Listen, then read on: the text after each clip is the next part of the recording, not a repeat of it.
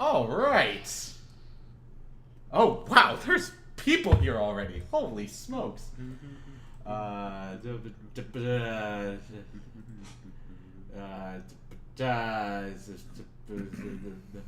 Oh, it's so great to see everybody actually, like, getting along. Holy smokes.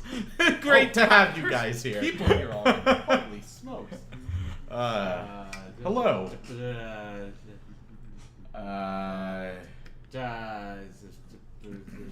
Yeah. Oh, it's so great to see everybody actually, like, getting along. Holy smokes. Great to have you guys here. People here already. Holy smokes. Hello. Yeah. Yeah. Oh, it's so great to see everybody actually, like, getting along. Holy smokes. Great to have you guys here. People just us schmoozing. Hello. Schmoozing is, oh, let me get that more out of the way. There we go. Yeah. Yeah. Schmoozing is awesome. Great to see everybody actually, like, getting along. That's Holy smokes. Great to have you Howdy from Texas. Howdy. That's schmoozing. Hello. Schmoozing is, man. Oh, let me. I have not been to Texas. Yeah. Schmoozing is awesome. Great to see everybody actually, like, getting along. That's great. I was in Texas. Howdy from Texas. Howdy. 2011, I believe. 2011, 2012, somewhere in there. And, man, what a place. A lot of natural beauty. I was actually surprised by how much natural beauty I saw there. Really beautiful place. More like lurking.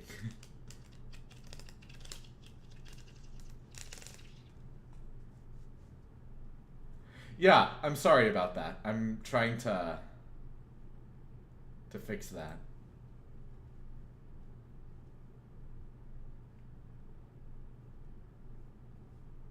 Is that better at all? Hopefully the echo stopped.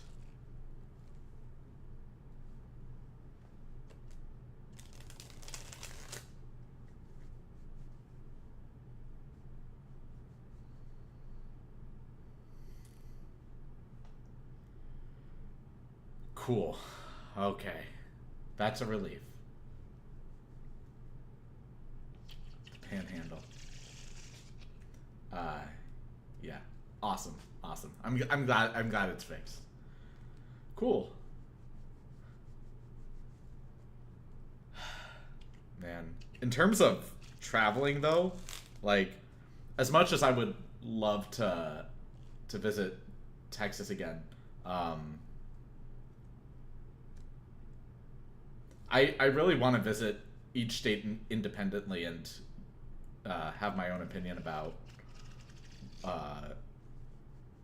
what each state provides, not just in terms of me, but the nation as a whole, and the different aesthetic and feel of it. And I think, and just based off of the states that I've already traveled to, I think each state definitely has its own feel, its own culture, its own beauty, and its own pitfalls. So I would love to experience all of those qualities for myself. Absolutely. How's my week been? Let me think about that. Today's Thursday. Yeah, the week has been pretty good. I got to visit my family late last week, and that was really nice. We went out for lunch. I'm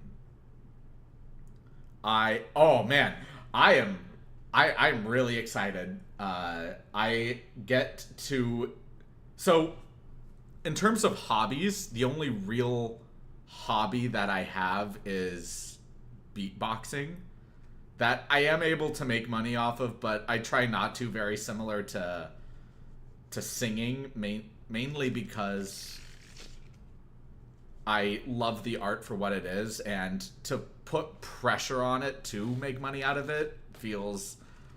It can easily cause resentment, so I'm monetizing my voice very carefully, making sure that I'm not relying too heavily on my entire life being built around it. But that being said, my sister has an acting teacher who is well versed in just trap shooting, skeet shooting, and just that kind of choreography and motion. So she and I are going to go out skeet shooting as a hobby tomorrow, and I am really excited for that. Like when I was at Disneyland, I always loved going over to the Shootin' Exposition and lining up shots. I really like just emptying my mind, focusing on a single task at hand and executing it. And I do that kind of or I get into that kind of mentality a lot, just in terms of like when I go to a park and just start focusing on picking up trash and enjoying that process. I just focus on that single unique task. Or when I'm editing videos, I'm just focusing on that single unique task. So I really like the idea of just emptying my mind, focusing on a lone task, and just being present in the moment.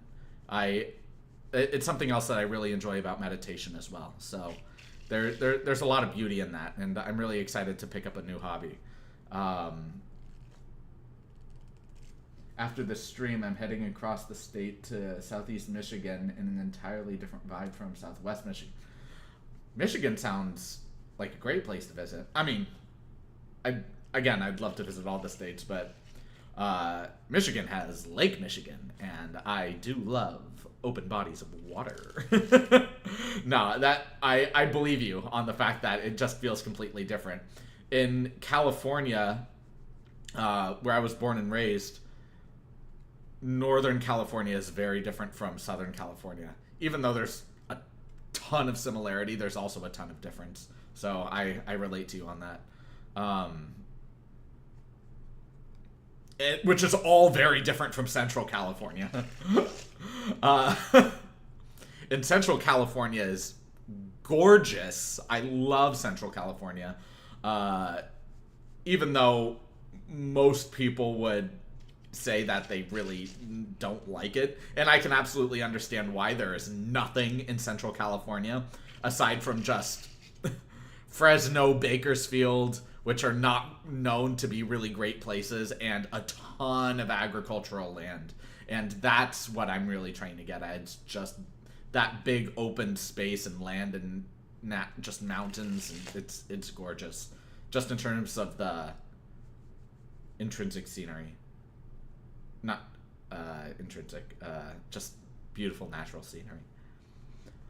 Well, I guess intrinsic. But yeah, let's see. I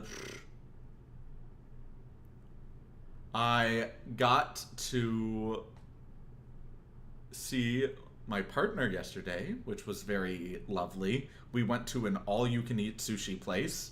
Sushi/izakaya, which was awesome. I wish they put more octopus in their takoyaki, but the flavor of the takoyaki was delicious.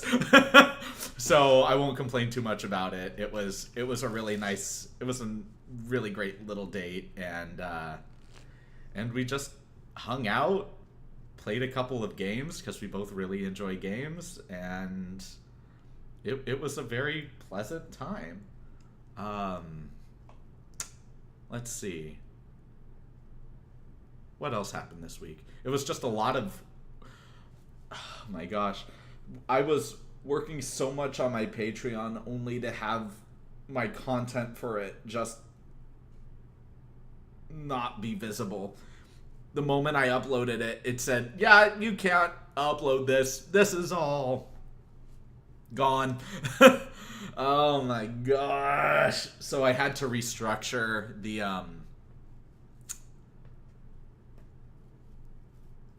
essentially all of the memberships to say that I'm refocusing content in a different way, and the different tiers are going to have different benefits, obviously, but I had to completely restructure it because the content that I'm uploading is just not working.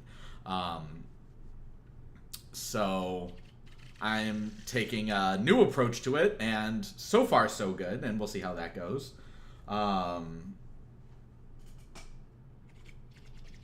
I like listening to you to learn English. Oh, that's wonderful. Thank you so much. I'm really glad you're here, and I hope you're learning a lot. Hey, new subscriber here. Oh, hello, welcome. Thank you for being here. I'd love to hear more about your opera background, roles you performed, companies you've worked for, etc. Sure. So some of the roles that I performed would be Leporello from Don Giovanni. It would be Wagner in Faust, which is a smaller role, but it was such a remarkable experience being able to perform with the cast that I did. Beautiful people, incredible voices. Morales from Carmen, Mr. Gobineau from The Medium, which is an operetta or a smaller opera. What else did I perform? I performed in Sweeney Todd just as a chorus member, and that was a very fun experience.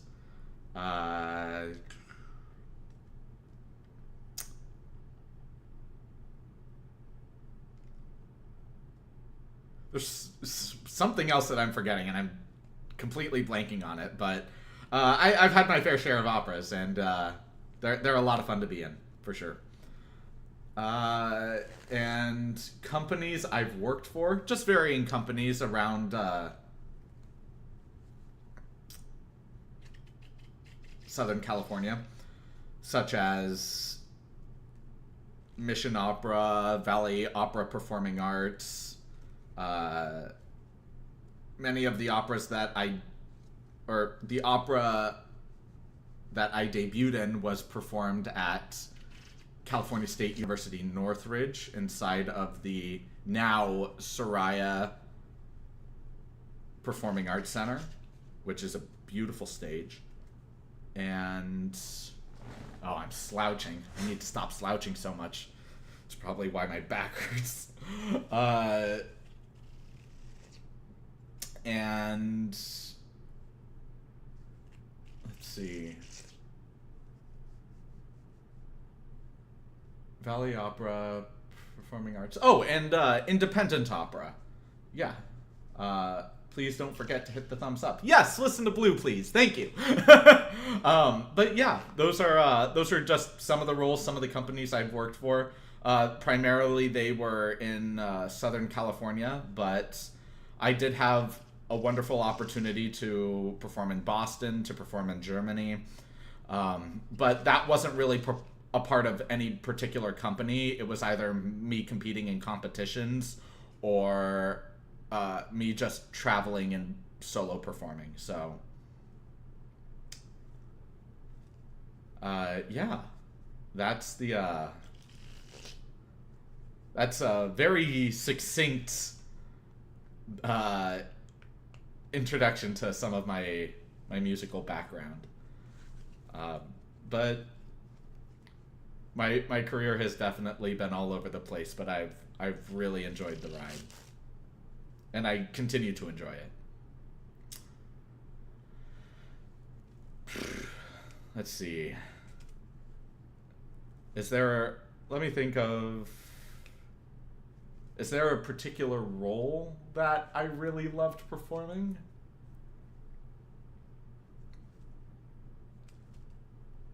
I really do enjoy playing Leporello in Giovanni. He's a very wild character, and I get to feel very full and, like, just emotionally full. Very because I get to be very expressive and very all over the place, and that matches my personality very well. Very zany, but also having a lot of nuance and complexity, but ultimately a very simple character, which describes me very well. Let's see. I think Mr. Gobino was actually a really nice role to play. He's only on stage for a brief period of time, but just getting into his thought process, his mind. And Mr. Gobino is just a guy who visits the medium in the opera, the operetta, and he and his wife come in asking the medium to give them glimpses and being able to communicate with their dead son. And it's quite tragic, and the medium is a fraud, and but ultimately what ends up happening is the ghosts that she claims are real, that she feels are, but she knows she's a fraud, and the ghosts actually start tormenting her and drive her insane. And she ends up making a lot of very regrettable decisions without me spoiling anything. So really, really captivating operetta, beautifully dissonant music, haunting, and the interpretation of that operetta can be taken in so many ways. I remember the way that my school interpreted it was in a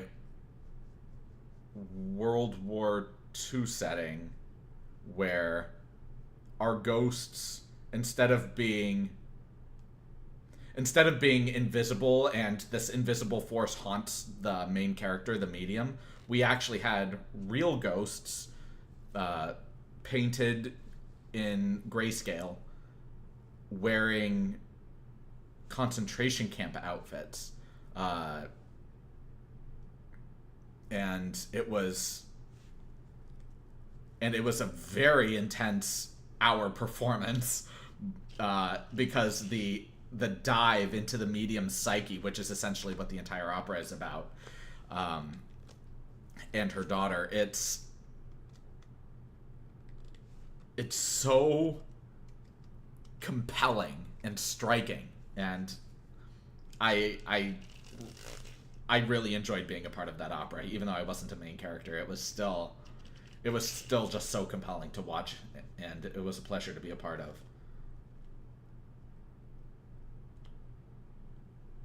Okay, it's all your fault. Wait, do you have any recordings of your performance that you would be willing to post here or on Patreon? So, in terms of my own performances, the only performances that I have are very old, and my voice doesn't really sound really close to what those tracks sound like now. But if I do decide to post something musical, it's going to be something more current and relevant. That being said, there are videos online posted by someone else that has me featured in them, but the audio quality isn't that great. And the voices, even though they make it through the orchestra is very dominating, and the audio just doesn't pick up the voices that well. So in terms of me actually performing, I feel like I need to grow the channel to a certain point in order to actually film something with an accompanist, something that I can be proud of. Because I just don't want to say, well, here's something, it doesn't make me feel good.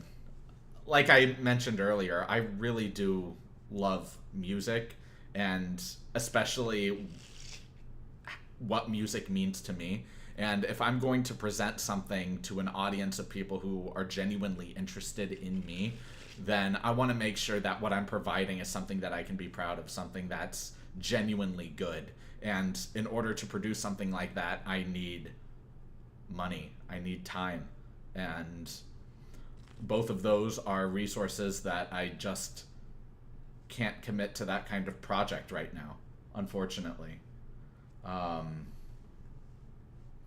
It's all your fault. I've just been on a huge home free binge this week. It just keeps getting better. That's awesome. I'm happy for you. Home free is, like, as much as I would love to keep doing more home free stuff, I can't monetize any home free video. They are so strict with reaction videos to it, and you just can't get anything out of it. So those are going to be presented much more on occasion, unfortunately. But that doesn't mean that I dislike them any less as a group. They're wonderful. Listen to Jonathan and Tony and Antoine. Start with Ave Maria. He was 15. Sure. I'll add that to the list. Why not?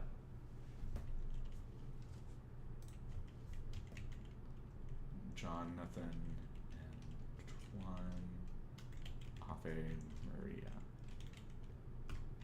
Cool. Yeah. What about beatboxing videos of you?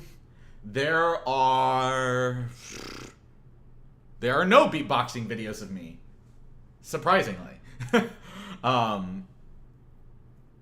All of the gigs that I've done for beatboxing have been for just very miscellaneous purposes, and none of them were filmed, unless it was just a family filming their kid or their friend or their whatever, and I just happened to be in the background of it. But yeah, there's no beatboxing videos for me. As shocking as it is, doing long-term beatboxing for shows is very challenging. Having that kind of breath control is, for such a long period of time, is exhausting.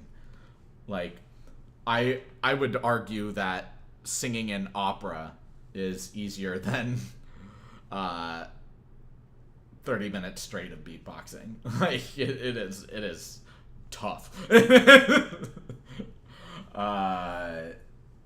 But, you know, who knows? Maybe later down the line, very similarly to the voice stuff, if I have the capital and the time to really sit down and create something that I know that I can be proud of, especially if it's beatboxing, I would love to collaborate with vocalists or other beatboxers or both and create something really, really magical. And I would love the opportunity to do that, but at this time right now, it's not in the cards, unless someone else out there is just willing to say, I'm willing to fund all of it, you just need to make some time, and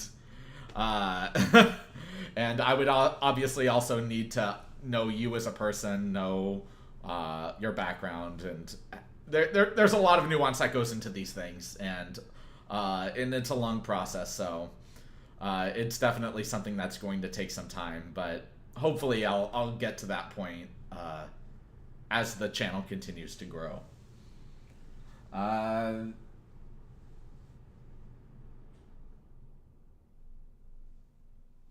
Money and time, what we could all use more of. Yeah. Need beatboxing opera. I mean, don't get me wrong, I have thought about trying to create videos with which I play the piano, I beatbox, and I sing on top of those two things. But one,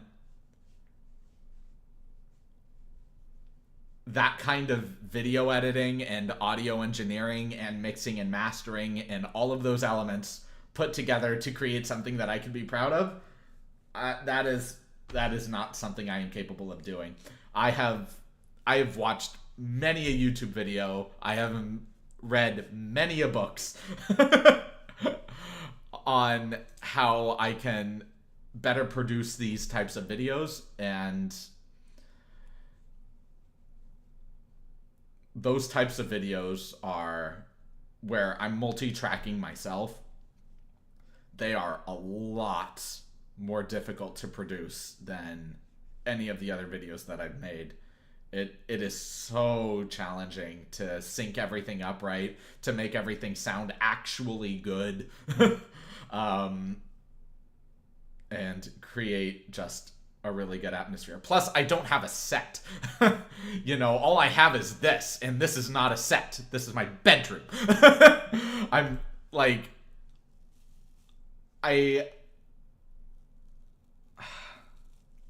I'm trying really hard to get little pieces together to actually try to make a set or something actually presentable for my channel, and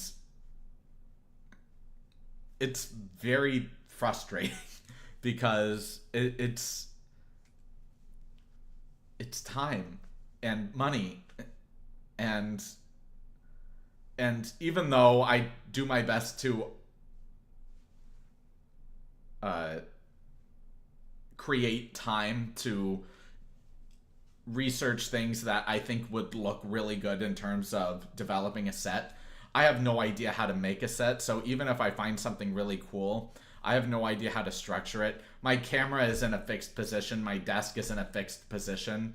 So I really only have this angle to work with, and I have no idea how I can focus on creating a strong forced perspective with something that looks really cool behind me. I'm working with a lot of many elements that serve to my detriment. But I'm honestly just doing the best I can, working with what I got and making the best content I can with what I have. So it's definitely a work in progress, and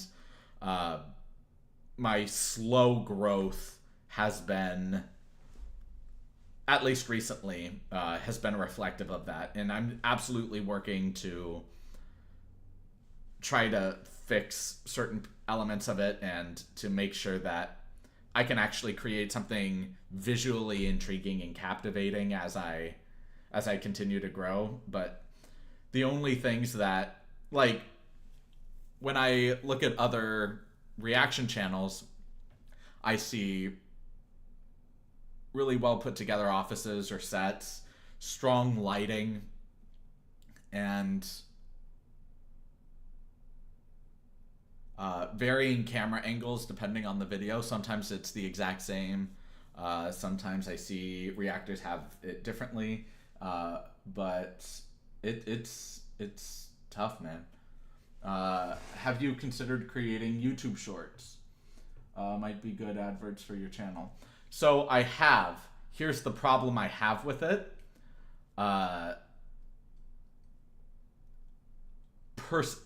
It's honestly just a personal issue.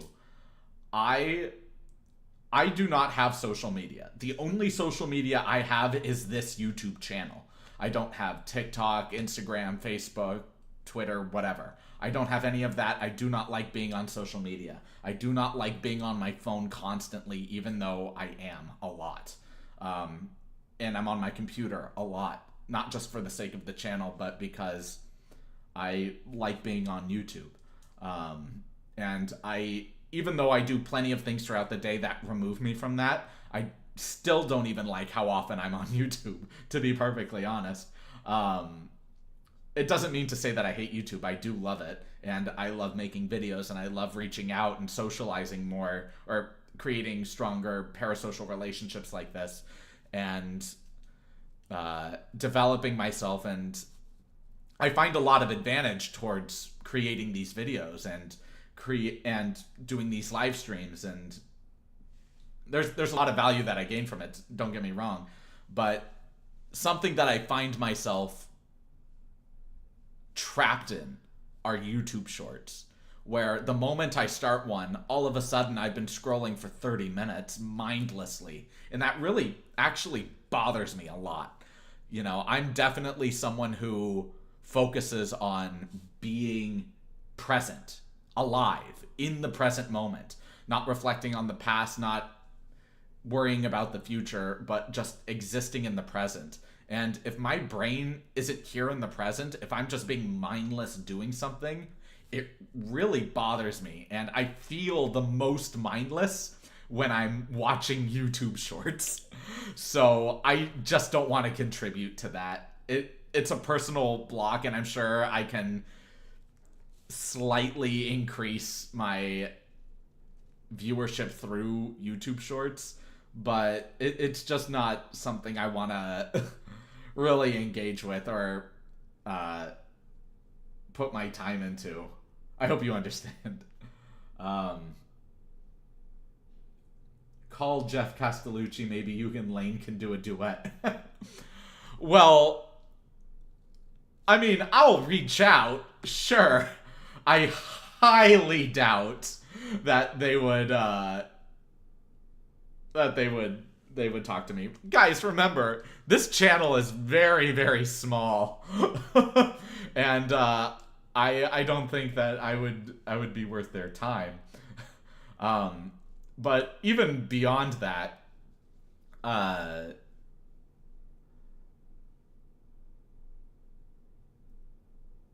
don't know. I don't want to be too hard on myself. Like, I know the kind of person I am. I know the kind of musician I am.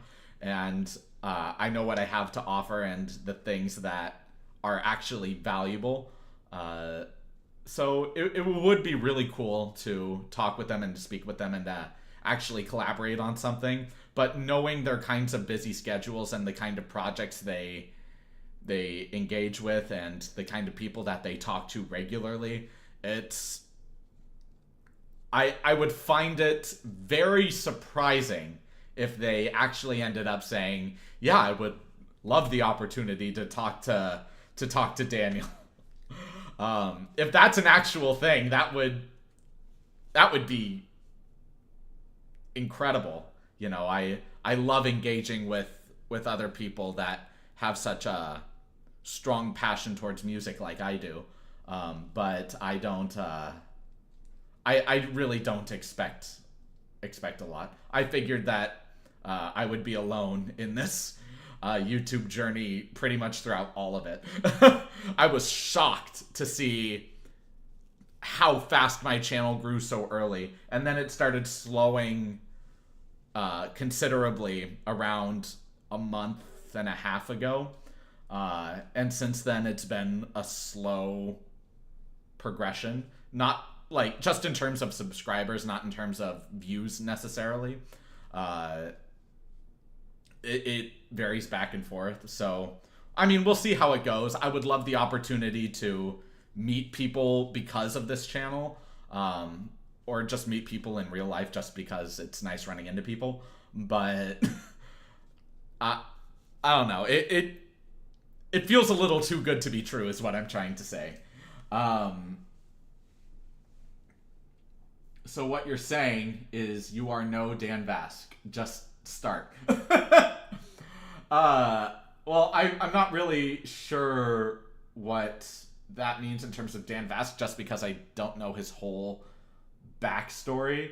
But just starting, I mean, yeah, that's what this channel is. I already started it, and I'm constantly working on it and trying to develop it, make it better as best as it can be, as fast as I can do it, but with quality and with thought and care. But it is taking time, and I'm just trying to do the best I can. And I just keep running into obstacle after obstacle that I need to keep overcoming, and it's quite a challenge on top of my already busy schedule, so it's tough, but I'm doing my best. I really am. I'm going to walk around my neighborhood completely naked later tonight. All power to you. Don't get arrested.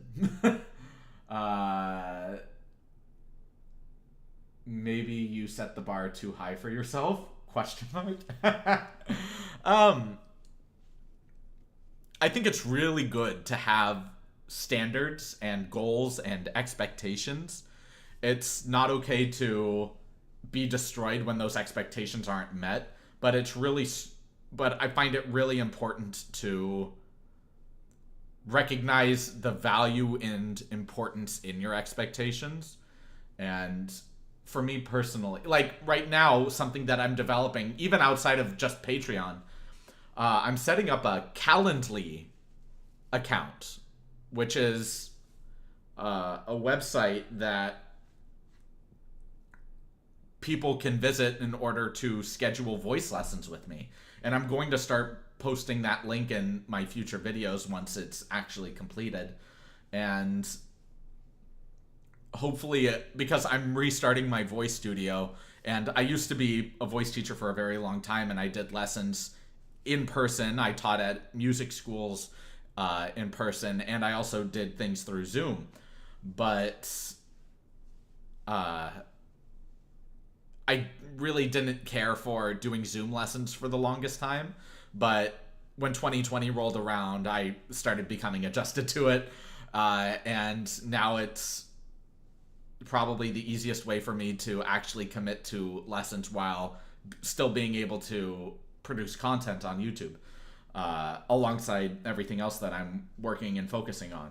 So it's a lot, but hopefully I'll have a fair amount of people who are genuinely interested in taking voice lessons with me, and I can start doing Zoom lessons and start generating more income, hopefully actually getting enough money to create a set and support myself financially. And ultimately the goal in this channel is to utilize it to the point to where I could be financially independent and engage with life in a way that's real, and make this content even better and actually produce content that I'm really excited about making, not just reacting and analyzing things, but making music and talking about different ideas and engaging with concepts that could be within music or outside of music, but or philosophy or books, or just things that we can really discuss and engage with and feel really passionate and strong about, so that's the overall goal. Maybe as your channel grows, you will grow more confident as well and get a creative streak or inspiration that will take off. I mean, don't get me wrong, I'm pretty confident in myself, but just in terms of the channel, I recognize that the channel is small and there's not as much gain for much more popular creators like Voiceplay or Jeff or The Charismatic Voice or Peter Barber or people like that, who are much more popular and successful than my very small channel. Not to say that I consider myself to be very small. I consider myself to be right on the same playing field as them. They're just human beings who enjoy music and have developed a skill set in music just like I have. I don't see myself as a person any lesser or more than. But just in terms of creating content and allocating time in our schedules to have conversations, there's not as much gain for them as there would be with me. So it would completely make sense as to why collaborations like that just wouldn't be expected, rather. Let's see. Might I interject here? You would come as a sweet breath of fresh air to them. Suggest the William Tell overture. to him. To who? To who?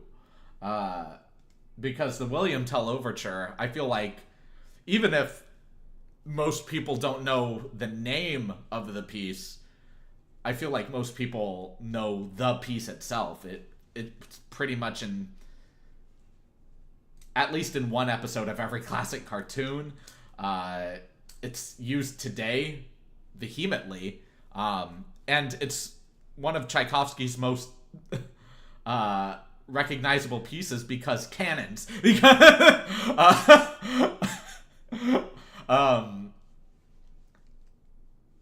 But yeah, I mean, it's very well recognized, so I'm not quite sure what you mean by that.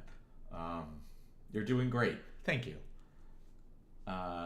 You'd be surprised. Chris Rupp of Home Free accepted an invite to talk on a small YouTube creators channel.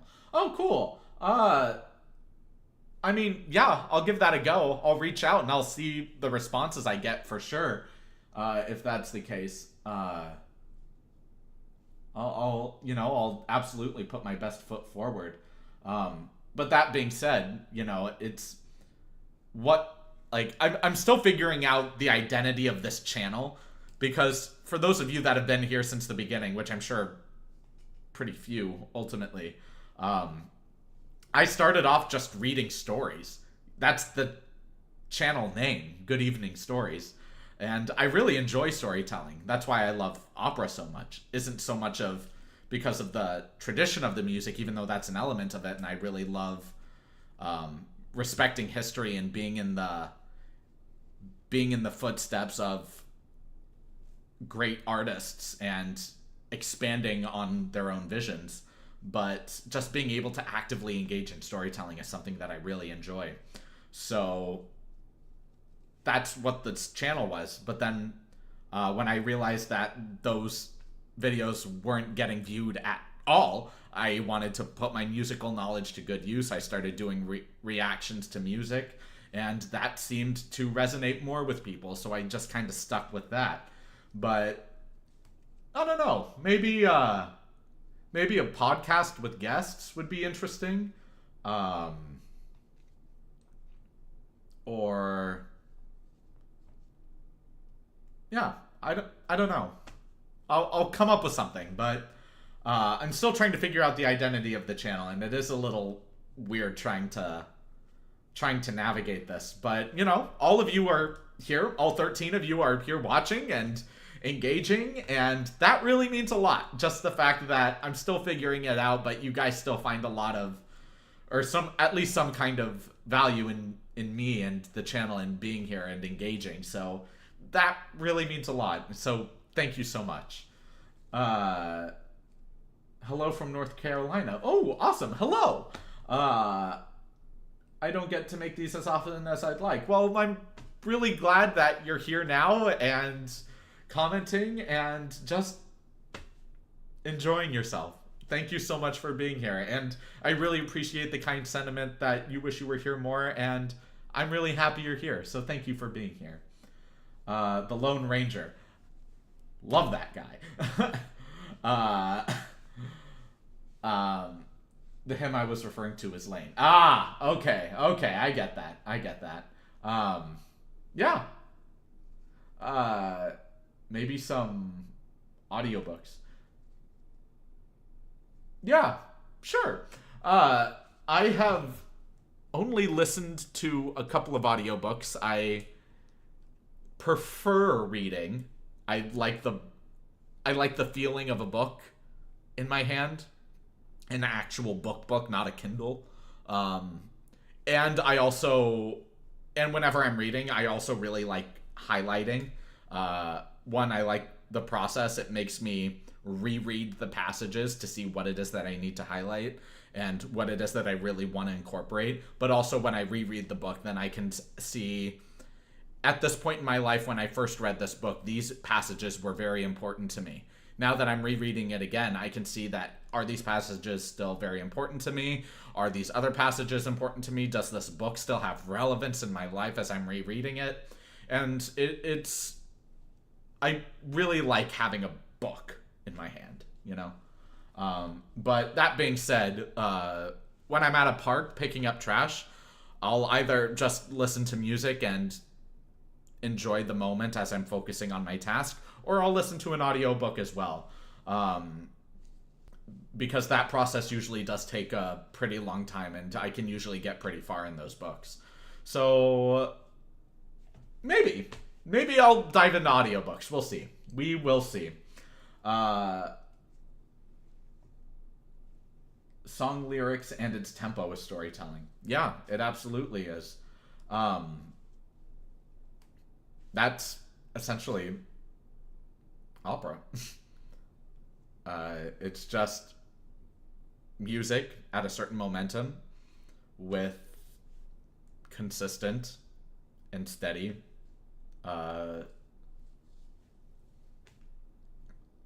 musical lyrics. Yeah. Excuse me. Perhaps the storytelling of perhaps I can't read. You know what? I need my glasses to read. I'm sorry. I'm too blind. Perhaps the storytelling aspect of opera can be your niche, or what you bring to the table in the YouTube community. I mean, that's absolutely a potential possibility. But the problem with that is that opera itself is already so niche that there really just aren't many people who are interested in it nowadays. They have preconceptions of it. They might have heard a single aria and said, this music isn't for me. I'm not about to sit through 2.5 hours of that. And that's not even necessarily the case, you know, like I'll say in Don Giovanni, there's very slow arias done by one person, and it can feel mind-numbing at times. But then there's quintets that are very lively, very energized. There's a lot happening. There can be a lot of humor, a lot of drama, and it's really hard getting this idea that opera is actually very compelling storytelling. It's like watching a live action anime if done well, you know? Like, oftentimes on big stage opera houses, there are just some opera singers that have a beautiful voice, but I can't watch them perform because they're just so static. They just don't move, and there's no facial expression. There's nothing happening. And it's so hard to watch because I've seen really well-performed operas. I remember not too long ago in, I want to say, 2019. Well, that might sound too long ago, but in 2019, I saw an opera called The Marriage of Seraglio at the Ford Theater near Universal City. And it was presented in the style of Star Trek. And all of the personas from Star Trek were there. Captain Kirk, you got to find Seraglio. and Spock and just everybody that was there. Even Klingon had its appearance in the opera, and it was just so compelling. Like, I'm not the biggest Star Trek person, but I was rapt. You know, it was, if you can make opera palatable to the layman by the modern layman, you know, I think there's still a tremendous amount of value in these timeless stories. But it's so hard trying to change people's perspectives as to what they think opera is versus what it can be and what it actually is. And that is absolutely an uphill battle that I don't think I alone can really climb if I want to grow my channel. if my channel becomes wildly successful, then yeah, of course, then I would love to incorporate a better view of opera into the channel more, so people can more just dip their toes in, experience what it actually is, and maybe not necessarily love it, but at least get a better understanding as to what it is. Because there's a lot, like, the reason why I really enjoy opera is because of the humor in it. There were so many incredibly witty jokes that were incorporated, not necessarily even into the lyrics, but in terms of the situations that characters had caught themselves in. And even though they're saying one thing, the interpretation of the opera can be very humorous and witty. The repartee between characters can be actually very intelligent and charming and charismatic, and it's just so compelling. Like, as compelling as any anime character I've seen, you know? So, and this is a guy who really loves anime, so, you know, it's a give and take. Let's see. Read books and put them for other people to listen. Put them for other people to listen. Oh, like book recommendations? I mean, yeah, I can do that. Interminable is the word you're looking for. Interminable means endless, which I suppose could be apt. Yeah, I can roll with that. Yes, opera, but also a lot of soul and country songs tell a story. Yeah, absolutely. I think country gets a bad rep for what people think it is, which is just beer, girls, and tractors, and that's not it. Well, that's not only it, rather. Very similarly to how opera isn't just slow arias all the time, you know, it's an element of it, but it's not even close to being what completely encompasses it. There is a song I remember listening to, I want to say 15 years ago.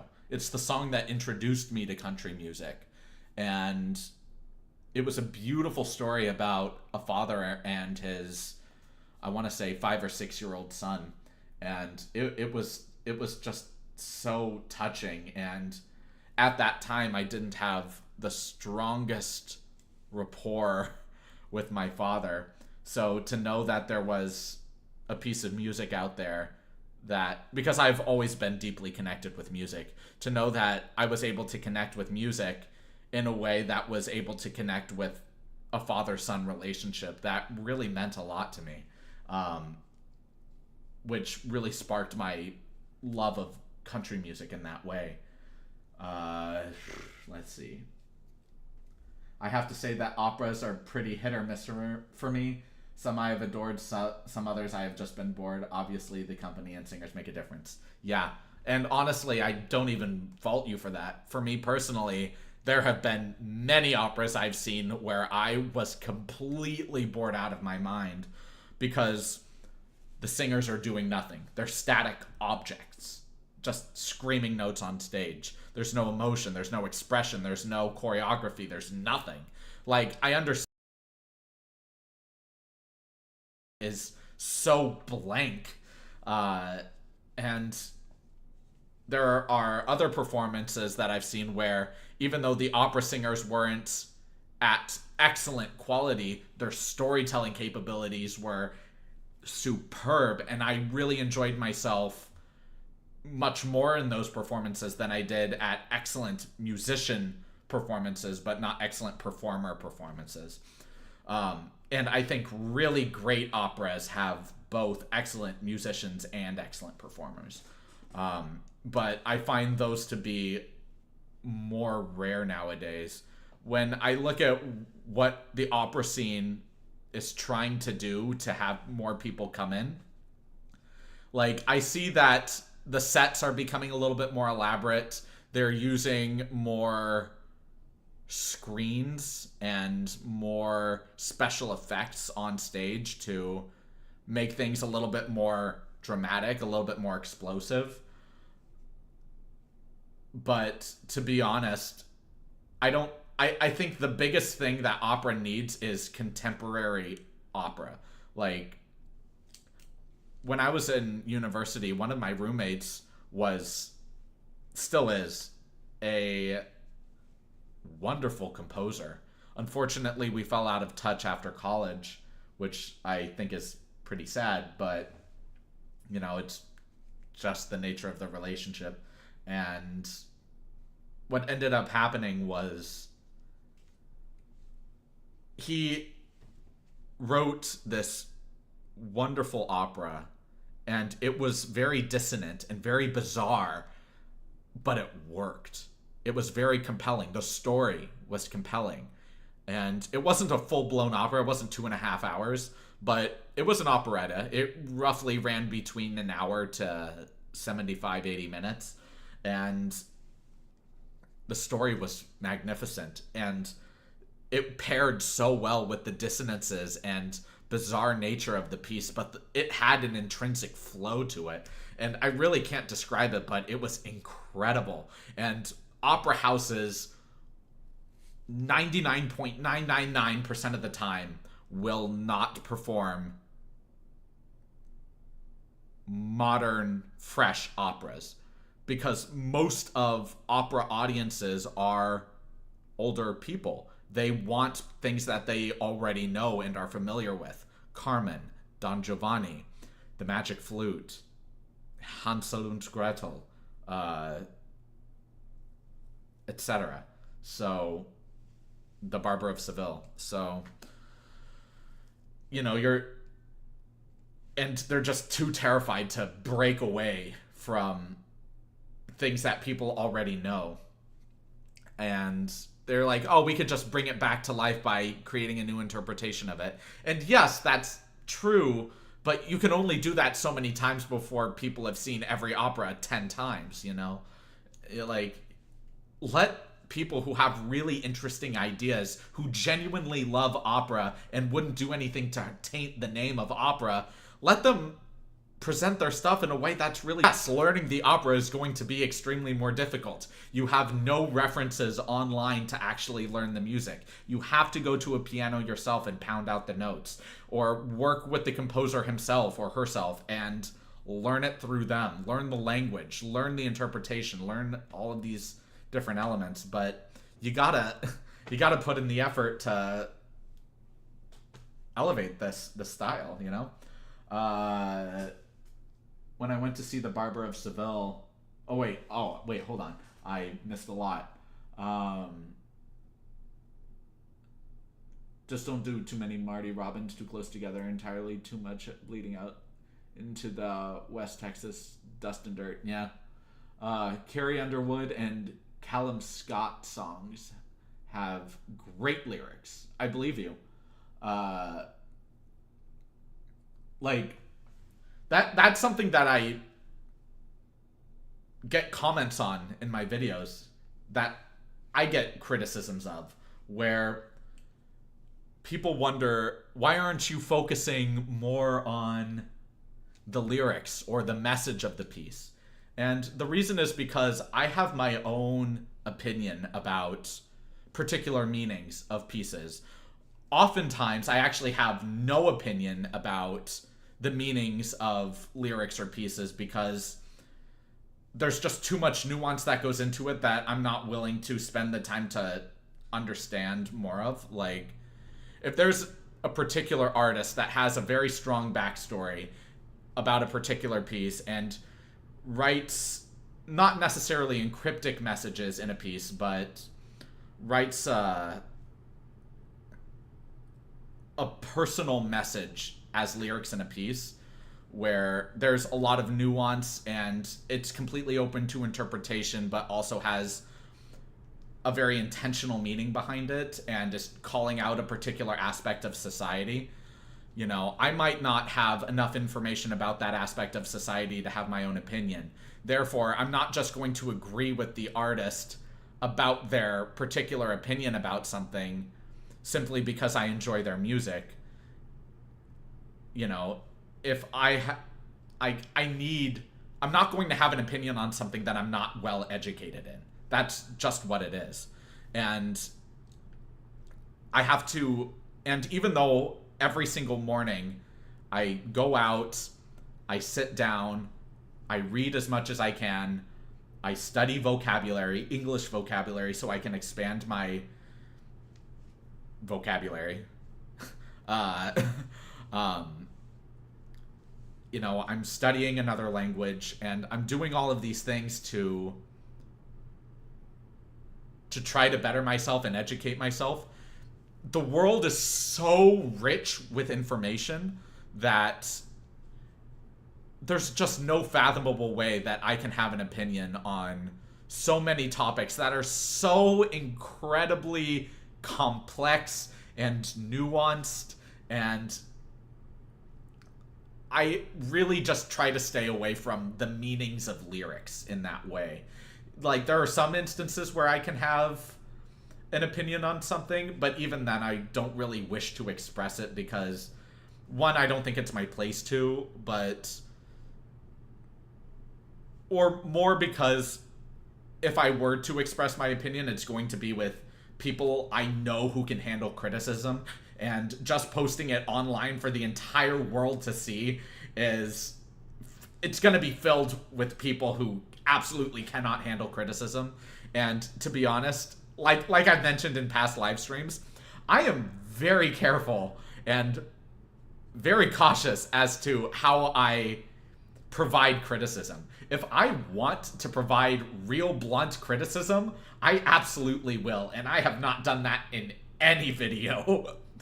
like I've mentioned in past videos and streams, there have been instances where, like when I went to Germany and the leader of the master class that we were performing for, he just went up to students who have been singing opera their whole life and have a deep love for it, saying, after they finished their piece, he would walk up to them and in a very strong and stoic German accent, yeah, you need to find another career because you will never succeed in opera. And then he would just pound into them as to why they won't. And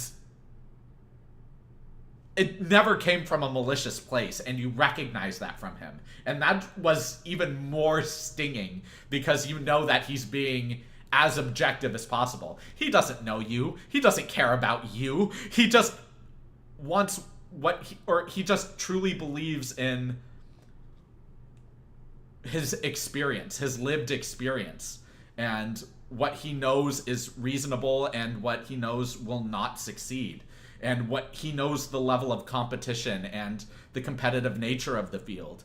And if you don't have this certain level, then you're just not going to make it, and that's what it is.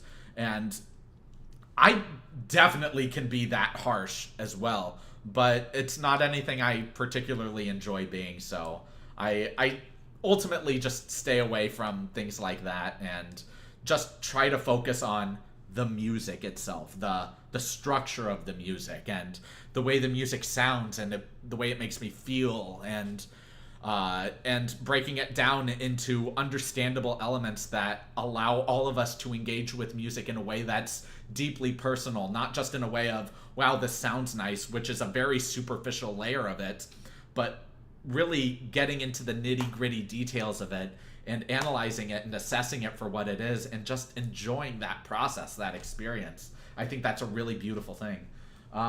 Let's see. When I went to see The Barber of Seville, they had almost all screens for the set. It seems like a more efficient way to do a set. While that's technically true, I don't really like screens. Like I was mentioning before with YouTube Shorts, when I go out in public, the last thing I want is to be surrounded by screens. it's a real issue I have with Universal Studios Hollywood and what Disney is starting to do more of, which is incorporating screens into their rides. It drives me nuts because when I'm out and about in public, you know, I could be on screens all day, every day in my apartment, but that doesn't make me happy. You know, the richest moments of happiness that I've had is when I'm out on a hike and I'm reading a book and some other hikers come next to me and we have a really fun, in-depth conversation about the book I'm reading or the philosophies of the book or just about hiking and enjoying the experience of hiking together, being out and about, experiencing nature, experiencing the world around us. Those are some of the most rich moments that I have, and I love those moments. So when I'm watching an opera, I don't want to see screens. I want to have a genuine engagement with the performers, the dancers, the orchestra, the conductor, the musicians, everything. It's it's so tired of screens, man. When I want opera, I'm looking for a good baritone, a solid tenor, a soprano who doesn't have a rusty razor blade edge to her voice. I'm right there with you. Lifetime members pay the bills. Absolutely. Absolutely. It's tragic, but it's what it is. But how do you get new lifetime members if your lifetime members are now 90 years old? They're going to die any day now. And nobody is filling their holes. Nobody's like filling their spots. You know, if people just have a negative view of it because they're like, I'm tired of watching these same operas and I don't want to see them anymore, I'm tired of it, then nobody's going to fill their shoes when they pass. You know, like, you have to find a balance. Like with anything, operas are expensive to produce, and so tried and true and just more cost effective. Yeah. Are there festivals or competitions like for new playwriters and things that can be seen and heard? There are festivals and competitions. Yes, there absolutely are. But you have to go out of your way to look for them. They're not necessarily broadcasted everywhere. You're not going to find YouTube ads about them. You have to make the effort to look for them and to make travel plans to see them. Like, for me, I live in a place right now where there are no beatboxing anythings. If I want to go to a beatboxing competition, I need to travel out of country to Poland or to Tokyo or to Germany, France, where there actually are beatboxing festivals and competitions. Like, very similarly with playwrights and composers and things like that. There are competitions, there are festivals, but they're more few and far between, and you really have to go out of your way to find them. John, thank you so much for donating. It's a chocolate milkshake kind of day. Have one on me. That really means a lot, man. Thank you so much. And yeah, you know what? It absolutely is a chocolate malt kind of day. I love chocolate malts, and I'm gonna get one with that. Thank you so much, man. I really appreciate it.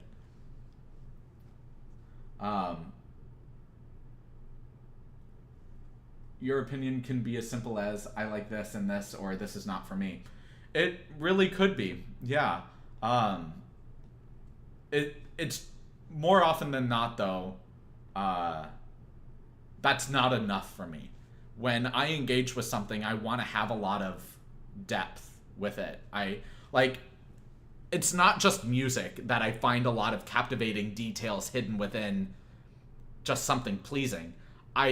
I'm like this in everything. That's why I've mentioned in past streams that I'm a nightmare to go to museums with, because museum staff is always approaching me saying, step away. Because I get really close, because I love looking at the small details of things.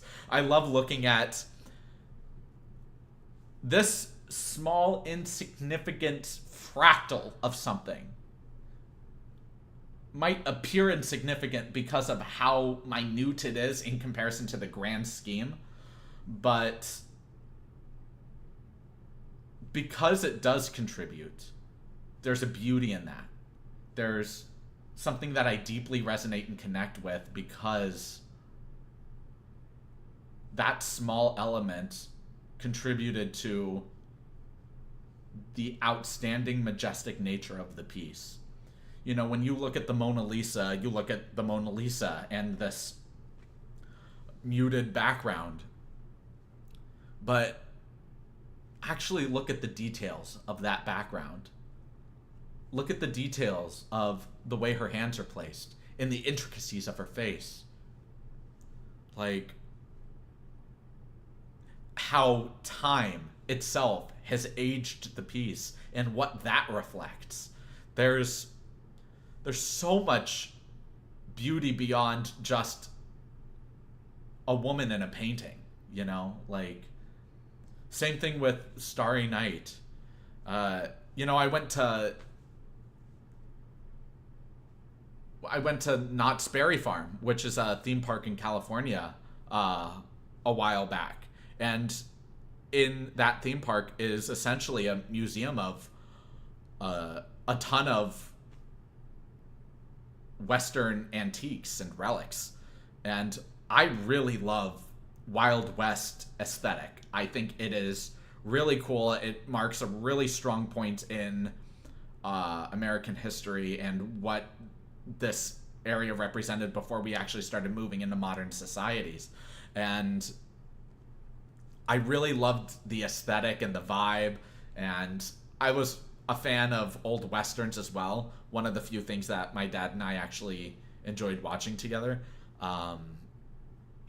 Saloon fights, the roulette tables, the poker, how dapper the bartenders were. Just, it called to me. And when I was walking through that museum of all of those different Indian spearheads and different hunting rifles that the cowboys wore, different spurs, the roulette tables themselves that were preserved beautifully, different musical instruments. I was just getting so close, looking at all of the little details of each and every one of them, and I just love being in that kind of detail-focused mindset. And that's actually a reason, or it actually fits very well with my view of humanity, which is, it's very easy to have a very nihilistic view. Like, in the grand scheme of the universe, which is infinite, we are so small, and it feels very insignificant. But just the fact that we as human beings, we are here, you know, we are in and of itself impossibilities, because every single human being that came before us had trillions upon trillions of decisions made before that ultimately resulted in the passing down of certain genes all the way to your specific genetic code that resulted in you today. You are an impossibility, and that to me is so profound and beautiful. And to be able to showcase that intrinsic impossibility in a way that is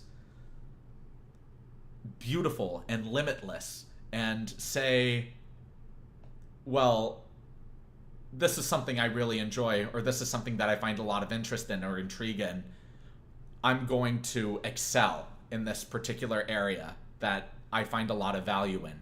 And you excel in that area, you present it to the world recognizes it, and now you have advanced humanity in some way. It might not be as big as nuclear fusion or whatever, AI, you know, whatever, but your insight, your existence has provided a sense of value, maybe not to the entire world, maybe not to your community or your milieu, but maybe just to your circle of friends, Maybe even just to yourself. Maybe to your pet. But your existence does mean something really important. And I think there's something really, really beautiful about the limitless expansiveness of human potential and capability, and something really beautiful about every single human that's alive today, because every single human is an impossibility built out of so many decisions, a myriad of decisions in the past that have all trickled down to where we are today. Which is why I think it's really important to learn history, observe history, learn from history, and to make sure that we not only avoid the same pitfalls that our ancestors fell into, but recognize the challenges that we face in today's society and ensure that we are capable of growth beyond, you know? I'll get off of my soapbox now.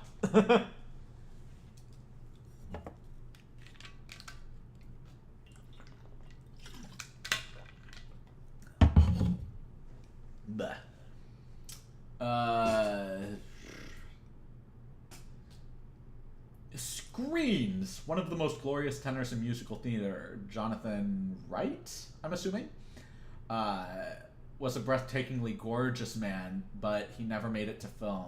He didn't photograph well. Yeah, I remember I used to listen a lot to the radio station Classical KUSC. And one of the guys on... and one of the guys on Classical KUSC said, yeah, I have a face for radio. And I thought that was both really endearing, but something that I really reflected on, which is, you know, there are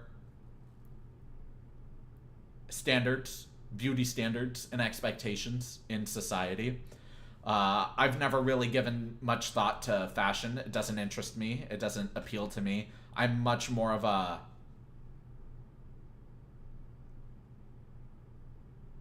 not hyper-rational, but I lean more towards that end of the spectrum.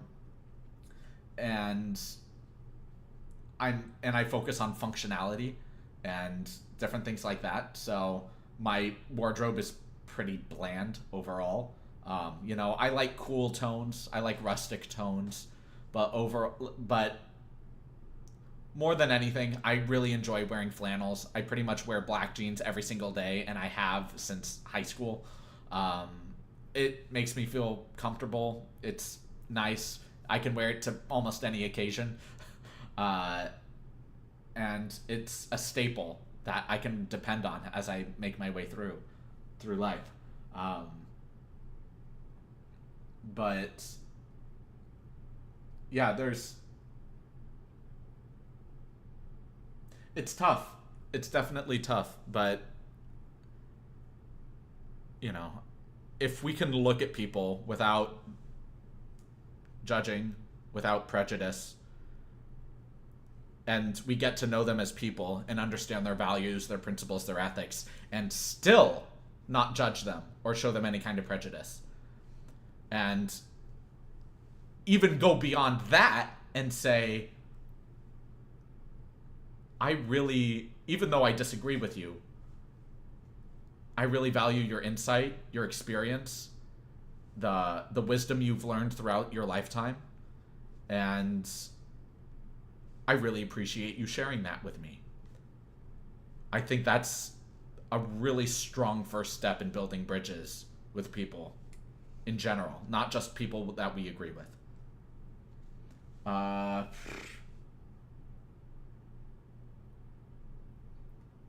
Starry Night, Saint Remy de Provence, hangs at the MoMA. Yep, the first time I saw it, not in print, I dropped to the floor and wept. I mean, that's understandable. There's so much beauty human expression, also known as art. And I love that art is so flexible and fluid. Like, art is like water to me, the way Bruce Lee described it. Adaptable to any shape, any size. It's just always shifting and changing. But also, like Bruce Lee had said, it's important to look at the moon, not the finger pointing to the moon. Don't be distracted by what people are doing. Focus on your goal, is the metaphor. And I think that has a lot of profound wisdom in and of itself as well. My best friend flew from Seattle to visit for 10 days. I'm spreading my joy. That is awesome. That is really cool. I would love to visit Seattle. My partner actually just came back from Seattle, visiting a few friends over there. So I have wanted to visit the Pike Place Market for so long. Not because of Starbucks. No, I can care less about that. I just love the idea of a very big open market, especially fish markets. Oh, the moment I walk into a fish market and I am just barraged with that scent of the sea. It's great. It's so great. I mean, don't get me wrong. For the longest time, I've worked as a barista, and I love working as a barista. I get to meet very interesting people, and I always smell like coffee, and I like the routine. So it was always great being a barista. But man, fish markets, oh. I know it's very much a hit or miss thing for most people, but I'm definitely a hit on that. Yeah.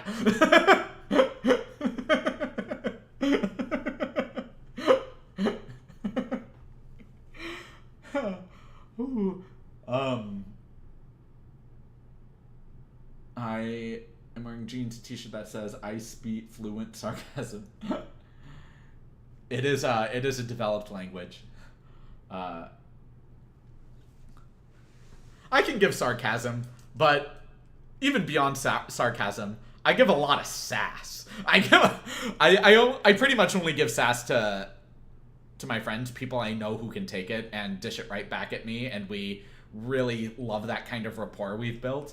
But when I'm just engaging with people I've never met before, then I'll usually put my best foot forward and engage in some kind of meaningful conversation in a way that gives them an idea as to who I am and what it is that I value, while also giving them the opportunity to express themselves and what it is they value, and creating some kind of strong rapport based off of some kind of connection we can forge there. I'd like to say we do okay, Forever Blue Jeans. Yeah, all power to you. My dad is 110% Forever Blue Jeans. Like, sometimes he wears shorts, but that's just around the house. When he goes out, it's always blue jeans. And for me, in the house, outside the house, at the beach, wherever, blue jeans. Not blue jeans, black jeans. Black jeans. Right now, black jeans. It's just a nice staple. It's a very nice staple. Makes me happy.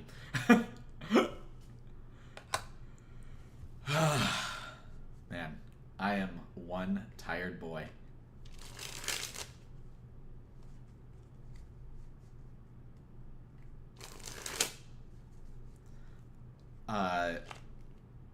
At my last job, I worked at a board game cafe, and one of my managers was also a magician, and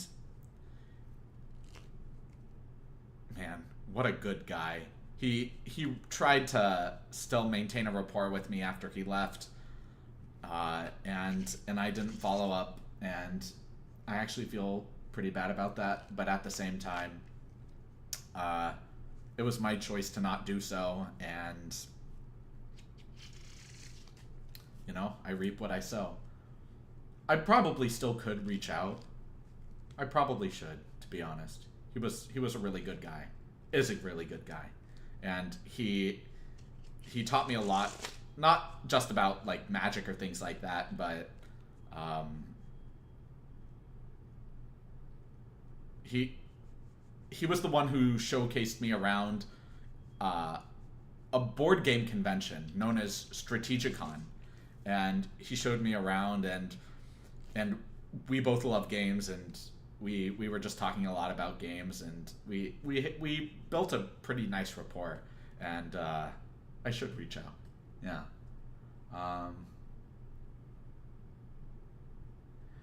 Speaking of your dad, did your parents influence you with their tastes in music? Oh yeah. They ensured that I had their tastes in music. That's exactly why their tastes in music only serve as a small fraction as to what my tastes in music are now. Because I was so oversaturated with the music that they only allowed me to listen to. With my mom, I was only able to listen to classical music. And when I say classical music, I mean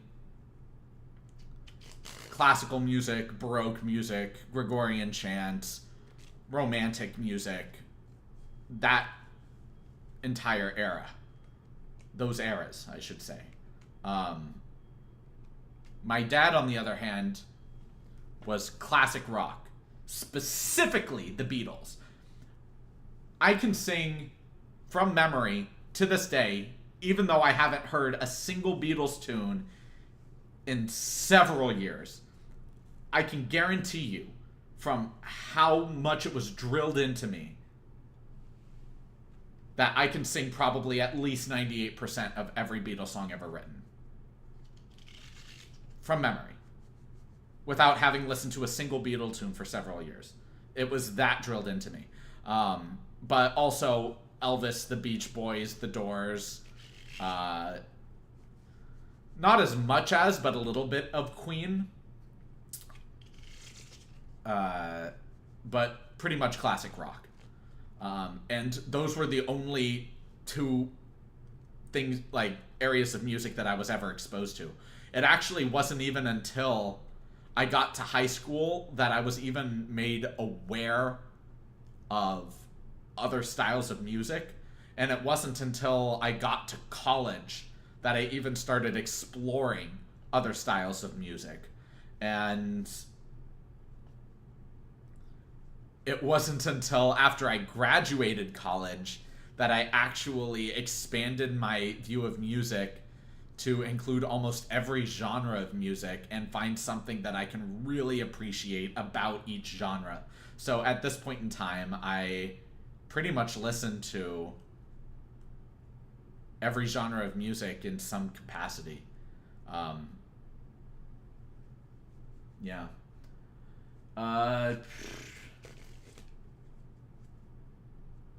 That's why I still have my mom's Victimone, Rayconef, Herb. Yeah, I mean, something that I've been fascinated by, because when I was younger, I listened to vinyl and cassette tapes, and something that I was thinking about was getting my own cassette player or record player and just getting a collection of sorts. But at the same time, I'm really not a material possessions kind of guy. I'm a very bare bones kind of guy, as you can obviously tell. Like, all I have is my suitcase, a few pairs of clothes, a lamp, some whiteboards, and the stuff I need to produce videos, and books. But outside of that, like, I'm really not a material possessions kind of guy. I really don't want to focus on getting joy out of objects. I'd rather get joy out of experiences. It makes me much happier in that way. But, you know, to each their own, and who knows, maybe that might change a little bit in the future, but right now that's exactly what it is. How young you are. I am in my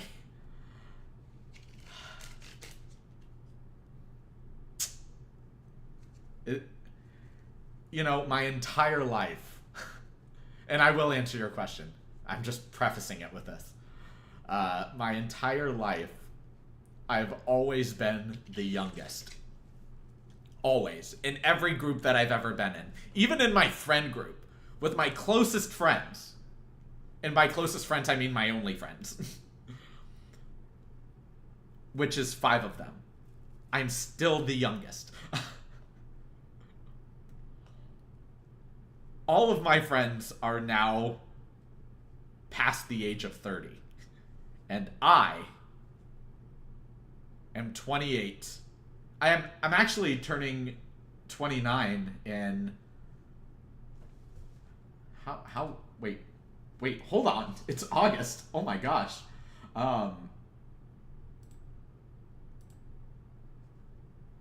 I'm turning 29 in 3 weeks. Wow. But yeah, I'm still a youngin'. And enjoying life as it comes. I'm curious about your quotes on the wall. Well, I don't just have... Well, both of these that you actually see in frame are messages to myself to keep me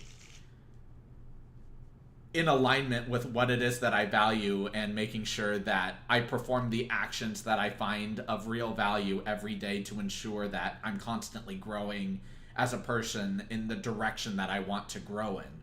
So those two back there aren't quotes. They used to be, but I find this to be much more helpful in my day-to-day.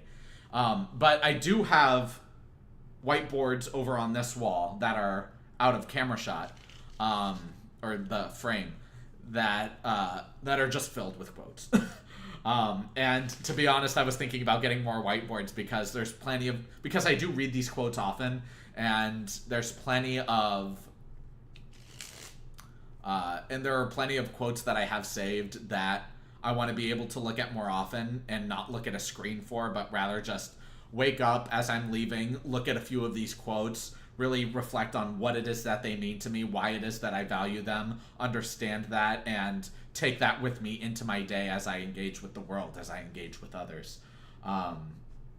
And in this last Dan Vask video, I recited one of my quotes from Viktor Frankl, who wrote one of the most profound and moving books that I've ever read, which is Man's Search for Meaning.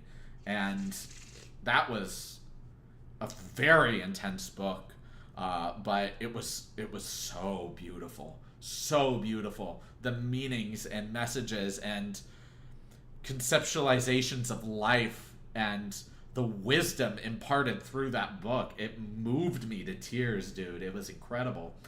Well, I don't see you with any gray hair. Well, that you can't pick it up in the screen, but I definitely have it. I have been growing gray hair since I was in 3rd grade, 5th grade. And that's not necessarily because I was getting prematurely gray, even though that's what it is, I guess. It's just because of the stress. I was an extremely, to its highest degree, an anxious person. Hated going to school because of bullies, but even more so because I hated the idea of letting anyone down. Of letting myself down, my teachers down, my parents down. I hated the idea of being in trouble because that meant getting yelled at or getting disciplined from my parents. Which I'm not faulting them for. You know, you absolutely should be disciplined if you're behaving poorly. You know, you have to know what's acceptable and what isn't acceptable. But with all of that said, you know, I hated those feelings and I was always anxious all the time because of it. And there were plenty of instances when I was younger that my mom would walk me to school, walk me back home, and then walk me back to school again just so I can walk off some of the stress. Because I was thinking, what if I forgot to write down a homework assignment and I just forgot to do it, even though I know that I did all of my homework last night? What if there was something that I forgot to write down that I didn't do? Or what if I didn't study well enough and didn't perform well enough on a test in order to make a good report card grade or whatever? Really insignificant things in retrospect, but at the time it just drove me it just drove me nuts. And Yeah, sorry. And that kind of stress carried with me and became much more nuanced and complex as I got older. But obviously, with a ton of time living my life, I was able to learn how to manage it. I was able to start wholeheartedly listening to other people's lived world experience, with an open mind and an open heart, without any judgment or preconceptions as to what something is. And with that, I was able to expand my horizons. I was able to develop a richer new philosophy on life, and it's allowed me to manage my depression, my anxiety, my shortcomings, my failures, just as much as my successes, with great dignity, pride, and humility. But that doesn't mean to say that I don't have gray hair. Every time that I get a haircut, and I see them, and I only get haircuts when I actually do need it, when I'm growing a mullet, essentially. That's when I get a haircut, but outside of that, I just let my hair grow and do whatever it does. I really don't style it or care about styling it. It falls under that fashion umbrella that I mentioned earlier. But that being said, whenever I do get a haircut and I look down at the hair falling down, there's at least like 10 gray hairs just within my bunch of brown hair. And it's funny because I actually grow brown hair and red hair. My mom is a brunette and my dad is a redhead. So I get some blonde hair, brown hair, red hair, and gray hair. And that's not just reflective in my head, but also in my beard. But it's harder to tell, obviously, through the camera. But in person, with the sun shining on it, it's much more obvious. If I had hair, it would be great. Don't be sad about that. It's we all have our own genetic code, and we obviously have preferences towards things. But you're a wonderful person just the way you are. And with or without hair doesn't add or subtract any value of what I think is truly important, which is your character. But that being said, I'm obviously not you. You absolutely have the right to feel frustrated by that if you choose to. You're 90 minutes in. How are your Oh, snap, you're absolutely right. My batteries are progressively dying. Thank you for letting me know. Let me finish through here really quick. My daughter was 10 when I found her first gray hair. She was dyeing her hair all the time, and by the time she reached high school. Yeah, I knew many people in high school that dyed their hair all the time, and it's severely damaged at this point, and it's tragic. But honestly, I don't think gray hair at all I don't think gray hair is a bad thing at all. It's just what happens with a mixture of stress and life, aging. It's just what it is. And, yeah. Nothing to really fight back against in that way. Do you have siblings? I do. And the reason I'm going to be nebulous about this is I'm online. I don't like the idea of revealing too much of my life or my familial life. I have no problem discussing my philosophy on things or engaging who I am as a person openly with others. But in terms of my personal life, I'm going to keep that a little bit more close to the chest. I suggest singer Gabriel Enrique Earth Song. The only Earth song that I've ever heard, or actually I've heard two of them. One by Frank Ticelli, and the other by Michael Jackson. So this will be a really great departure from those. Yeah, I'll give that a go. I love all the colors in my hair also. Good for you. Happy for you. you enjoy yourself, as you rightfully should. Howdy. Howdy! Nice to see you. Mama Blue is looking out. Thank you. When you're 14, it is. When you're 14. Oh, yeah. Okay.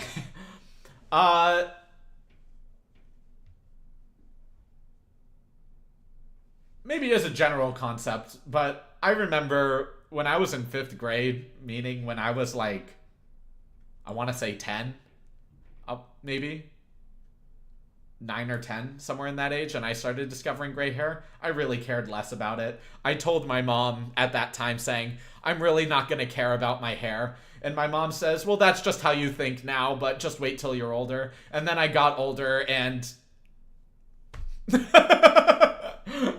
I really don't care much about my hair.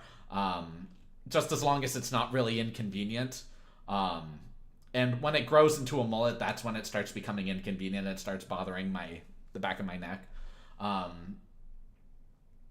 But yeah, I've never cared about gray hair. I've never cared about losing hair, or gaining hair. Like it's just my body, you know.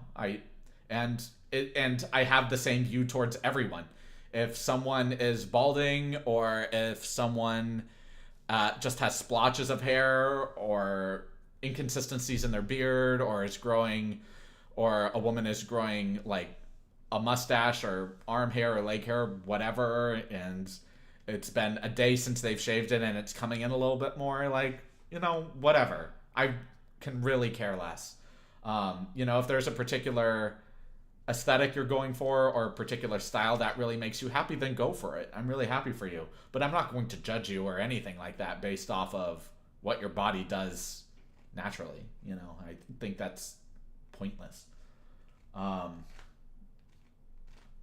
Gabriel Enrique is Michael Jackson's cover. Great. Oh, oh, right on. Yeah, that's awesome. Very vocal power. Very vocal power. Are you just trying to say that I'm loud? I know I'm loud. When I'm out in public, I'm very reserved, but I can also get very loud as well. My voice naturally projects.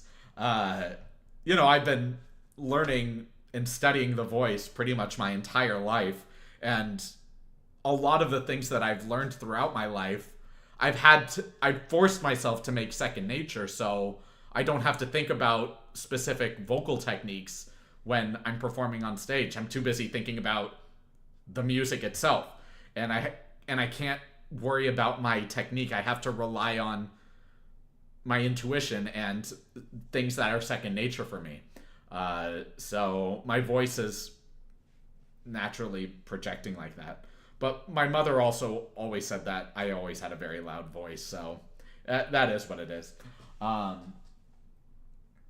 If you want to hear whistle notes that are more part of the arrangement, then I suggest Piet Arion, Never Too Far, Hero Medley. Whistle notes that are more part. Oh, you're referring to my comment on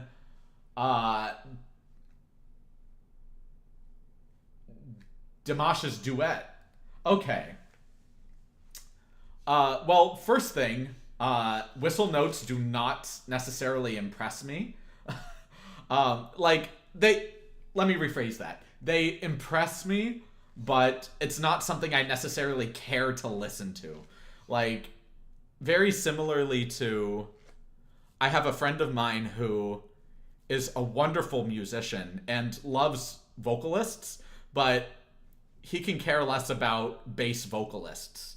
Like, he himself plays a myriad of instruments, the bass being one of them. And when he hears a bass vocalist hitting really low notes, he's like, yeah, I mean, that's fine. I like the way he executed it, but it's not like something that really impacts him in comparison to other people that are just like, whoa, this bass note, why it's just all consumed. Like, which is more of where I lean as well. But, you know, we each have different things that we like and don't like. You know, growing up, I've been surrounded by sopranos. And hearing their whistle tones all the time, I've become very disenchanted with it, I will say.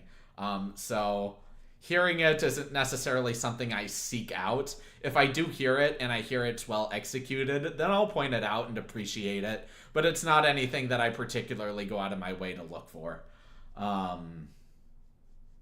Gotta go. Enjoyed my time here. I'm actually gonna go too very soon. So I really appreciate you being here. Thank you so much. And I'll catch you in the next one.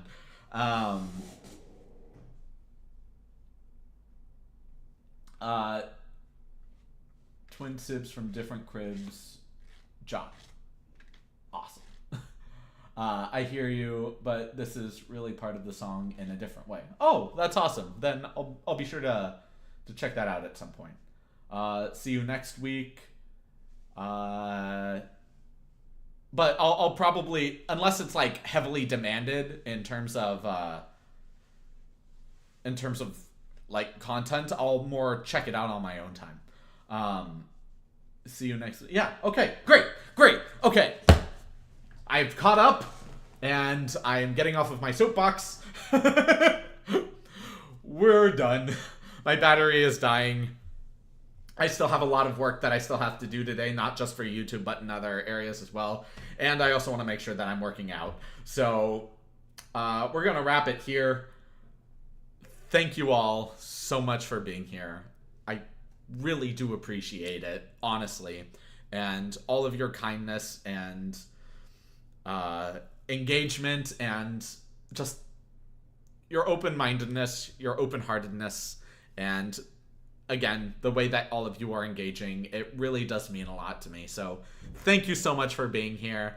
I'm very thankful that you guys are here, and we actually had a pretty good run this stream. I'm very happily surprised. So thank you so much for being here again, and I will absolutely catch you guys in the next stream. Have a great rest of your evening, everyone.